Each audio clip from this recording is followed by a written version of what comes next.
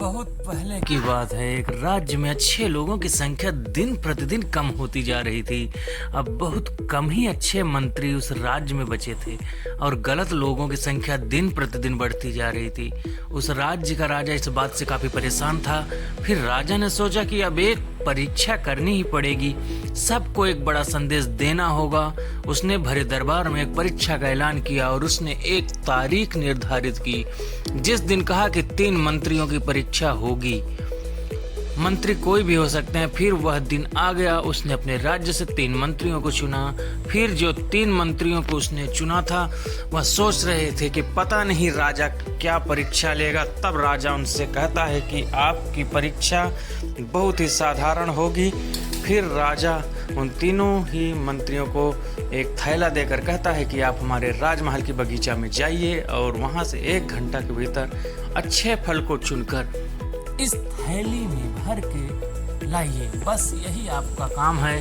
तो जो पहला मंत्री था वह बगीचा में जाता है और जाकर सभी फलों को अच्छी तरह देखकर जो अच्छे अच्छे फल होते हैं उसे ही वह अपनी थैली में भरता है और सोचता है कि राजा के लिए फल ले जाना है तो अच्छे फल ही लेकर जाऊंगा। इस कार्य में उसे काफी समय लगा और उसकी थैली पूरी तरह से भर भी नहीं पाई।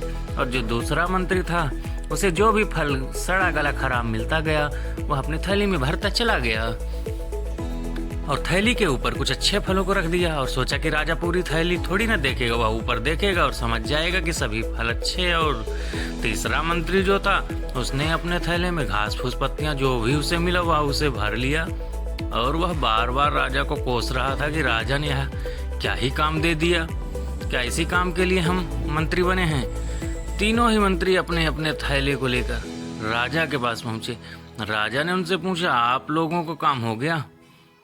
हाँ, हमारा काम हो गया। तब उन मंत्रियों ने जवाब दिया उनको।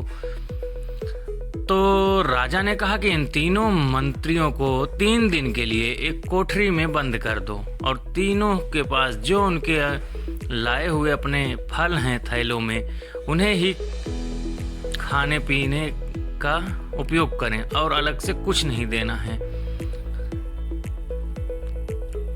उन फलों को ही खाकर उनको अपना गुजारा करना होगा। पहले वाला तो मन ही मन भगवान को शुक्रिया अदा करने लगा, भगवान मुझे सद्बुद्धि दी, यह फल तो मैं राजा के लिए लेकर आया था लेकिन अब इन्हें खाकर मैं अपना गुजारा कर लूँगा। अब बाकी मंत्री जो थे उन्होंने राजा के पैर पकड़ लिए और रोने लगे और कहने लगे, महाराज हमसे गलती हो गई, इसमें कोई अच्छे फल नहीं, इसमें सब खराब फल हैं। और तीसरा मंत्री तो कहने लगा कि इसमें फल ही नहीं है, इसमें घास फूस और पत्तियाँ भरी हैं।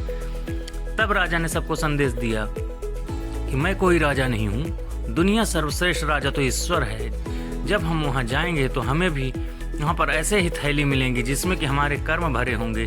जिसने अच्छे फल चुने, अच्छे कर्म किए, उनका तो गुजारा हो जाएगा, लेकिन जो खराब फल चुने हैं या जिसने अपनी थैली में घास फूस पत्तियाँ भरी हैं उनका तो क्या होगा ये वो समझ सकते हैं। इस प्रकार हमारे किए गए कर्म ही हमें मिलते हैं, तो हमें अच्छा कर्म करना चाहिए और जीवन में आगे बढ़ना चाहिए।